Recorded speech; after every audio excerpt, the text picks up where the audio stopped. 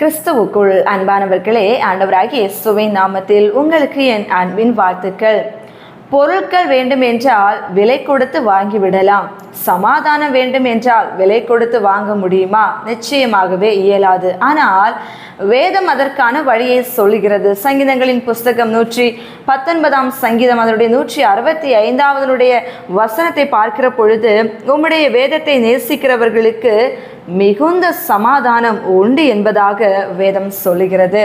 கர்த்தருடைய வேதத்தை நேசிக்கிறவர்களுக்கு, உண்மையா அதன் மீது பிரியப்பட்டு வாசிக்கிறவர்களுக்கு, தியானிக்கிறவர்களுக்கு அவர் சமாதானத்தை கொடுக்கிறாராம். அன்புக்குரியவர்களே, நம்ம வாழ்க்கையில ஒரு கஷ்டம், ஒரு பாரம், ஒரு கண்ணீர், ஒரு நெருக்கம், ஒரு ஒடுக்கம், ஒரு ஏமாற்றம், இப்படி ஏதோ ஒரு கண்ணீரின் மத்தியில் நிற்கிற பொழுது, சமாதானம் என்று சிக்கி தவிக்கிற பொழுது, நம்ம ஆறுதலை தேடி மனுஷங்கிட்ட போகிறோம் இல்லையா?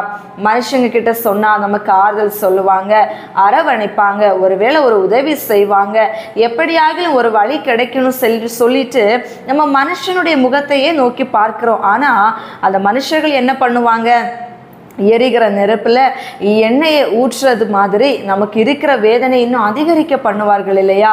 ஏதோ ஒரு சிலர் ஆறுதலை கொடுக்கின்றவர்கள் உண்டு. ஆனால் இன்னைக்கு அநேகர் நாம் எப்பொழுது விழுவோம், எப்பொழுது அழுவோம் என்று பார்ப்பதற்காகவே ஒரு கூட்டம் நின்று கொண்டிருக்கிறது இந்த உலகத்திலே.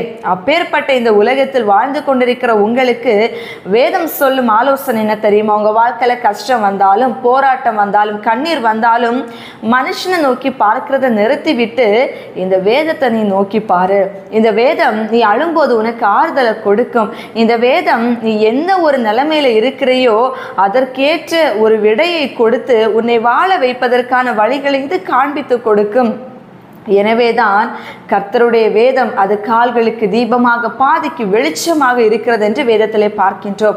பக்தன் அழகாக சொல்லுவார் இல்லையா, உங்க வசனம் மன மகிழ்ச்சியாக இல்லாதிருந்தால் என் துக்கத்துல என்றைக்கோ நான் அழிந்திருப்பேன். தாவீது சொல்லுகிற, என் வாழ்க்கையில அவ்வளோ துக்கம், அவ்வளோ பாரம், அவ்வளோ கஷ்டம், அவ்வளோ துன்பம், ஆனா இதை எல்லாவற்றையும் நான் தனியாக நின்று இந்த துன்பத்தை நினைத்து நினைத்து அழுதிருந்தா என் துக்கத்திலேயே நான் என்றைக்கோ இறந்திருப்பேன், இந்த உலகத்தை விட்டு நான் என்றைக்கோ மறைந்து போயிருப்பேன். ஆனால் என் தேவனுடைய வசனம் என்னை தேற்றுகிறதாக, என் தேவனுடைய வேதம் எனக்கு மன மகிழ்ச்சியை கொடுக்கிறதாக, என் தேவனுடைய வேதம் எனக்கு சமாதானத்தை உருவாக்குகின்றதாக, என் கர்த்தருடைய வசனம் எனக்கான வழியையும் விடையையும் கொடுக்கின்றதாக இருக்கிறபடியினால் நான் இன்றைக்கு ஜீவனோடு இருக்கிறேன் என்பதாக அந்நாட்களில் வாழ்ந்த அந்த தாவீது ராஜா அழகாக இந்த சங்கீதத்தை எடுத்து சொல்லுகின்றார். இன்றைக்கு உங்க வாழ்க்கையில துக்கம் தொண்டையை அடைக்கும் வண்ணமாக நின்று கொண்டிருக்கலாம். எசப்பா, வார்த்தைகள் சொல்லுகிறது எங்களால் சகிக்க முடியல, இப்பேற்பட்ட ஒரு நெருக்கத்தில் நிற்கிறேன், என்ன செய்யணும்னு எனக்கு தெரியல. வேற எதையும் செய்ய வேண்டாம், அமைதியாக இருந்து சமாதானத்தை இந்த உலகத்தில் தேடாம, மனுஷங்கிட்ட தேடாம, ஒரு பொருள் கிட்ட தேடாம, இந்த ஏசப்பா கிட்ட அவர் பேசின ஜீவனுள்ள வார்த்தைகளுடன் பேசுவதற்கு அமருங்க. இந்த வேதத்தை திறந்து உண்மையா உட்கார்ந்து படிங்க.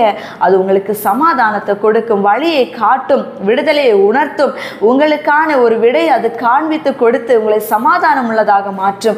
அந்த வசனம் சொல்லுகிறது, உங்களுடைய வேதத்தை நேசிக்கிறவர்களுக்கு மிகுந்த சமாதானம் உண்டு என்பதாக நாம் பார்க்கிறோம். எனவே இன்றைக்கு எனக்கு அன்புக்குரியவர்களே, உங்களுடைய துக்கத்தையும் உங்கள் பாரங்களையும் ஒதுக்கி வைத்து விட்டு தேவனுக்கும் உங்க வாழ்க்கையிலே ஒரு முக்கியமான ஒரு மேன்மையை கொண்டு வரக்கூடிய இந்த மேலான புஸ்தகத்தை, இந்த ஜீவ புஸ்தகத்தை எடுத்து தியானியுங்க.